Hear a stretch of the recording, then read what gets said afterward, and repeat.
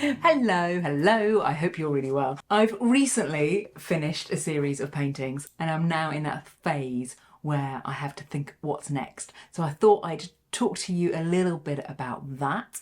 I also wanted to share some kind of materials and experiments that I've been using this week. So I've been really trying to get a super clean white border on an acrylic painting on paper using masking tape. So I've got some tips and some ideas about how to really make that work. And historically, I haven't had much joy with using masking tape on paper with acrylic paint. Two things tend to happen. One, the paint seeps underneath the masking tape and creates kind of blobs and splodges. And two, I have really kind of destroyed the paper, taking the masking tape off. It kind of takes all of the paper with it and creates all these kind of tears in the paper.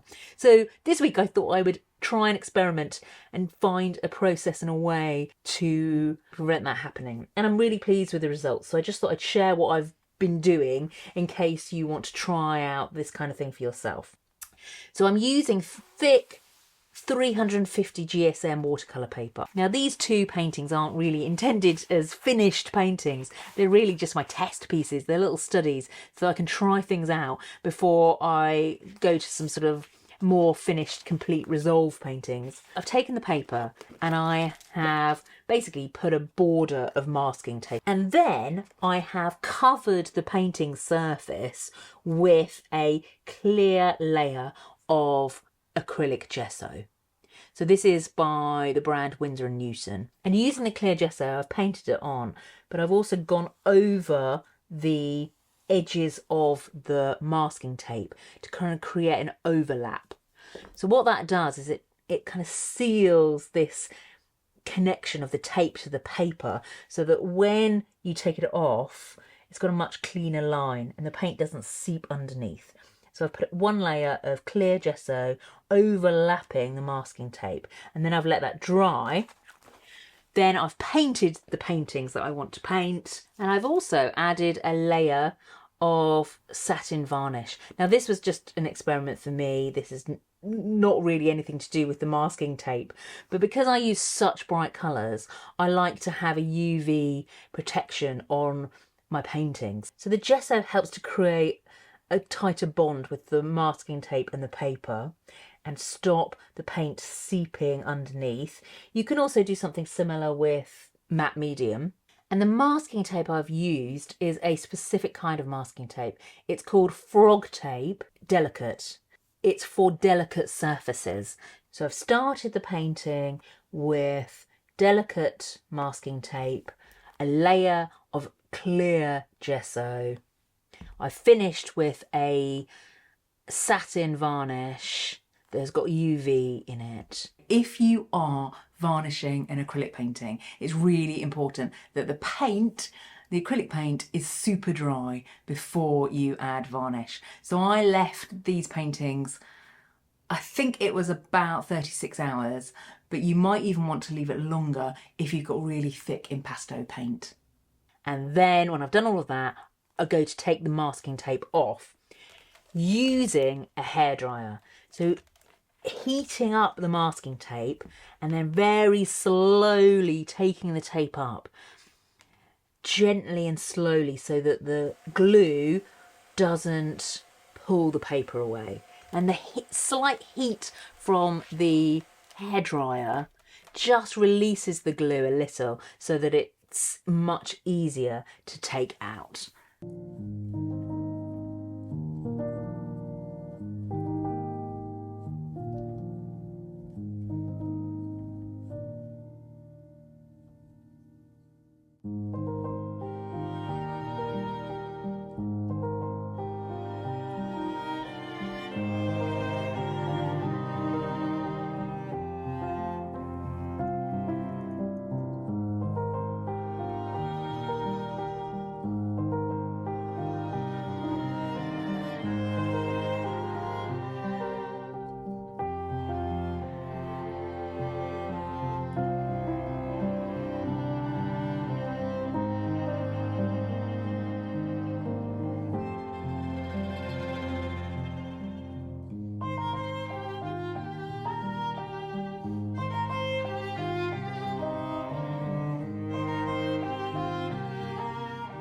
when I've just finished a series of paintings, I feel like there is then a point where I have to kind of recharge my creativity. It's like the fire has burnt brightly and now it's just some embers, and I need to kind of retend the fire to find my new set of passions and enthusiasms and fascinations. And one of the ways I do that is I get a whole pile of my old sketchbooks together and create a sort of virtual mood board on my floor.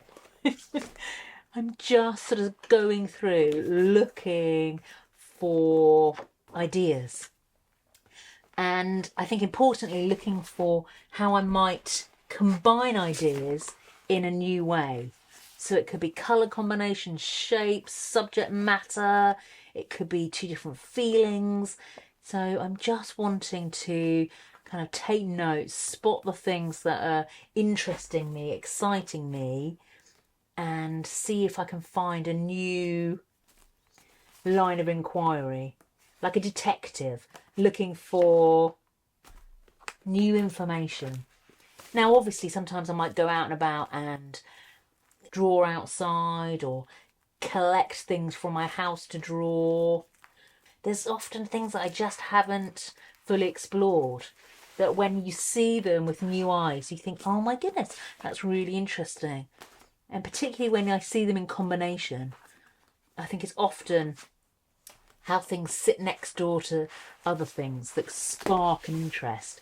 You spot a connection or an association or something that kind of fascinates you. Before I start a new series of paintings, I find it very useful to try and capture some of my ideas, to try and write down a few words and thoughts about how I want that series of paintings to be. It helps me to collect ideas, to kind of bring things together on one page, but it also sort of sets out a little bit of a route map. It sort of clarifies my intention in terms of paintings. In this class, Objects to Abstracts, we're going to use items and objects in our homes and houses to inspire beautiful abstract and semi-abstract acrylic paintings. I'm going to share a comprehensive step-by-step approach that you can use to create really interesting paintings. We're going to be selecting objects from our home, arranging them, photographing them, thinking about composition, thinking about other artists. We're going to be drawing, we're going to be making collages, we're going to be creating a series of small abstract paintings. I'm going to be sharing lots of techniques, lots of theory, lots of wisdom, lots of practical things that you can take and implement in your paintings. This is a fun class, but hopefully at the end of it, you'll come out with an approach that you can really take and make your own.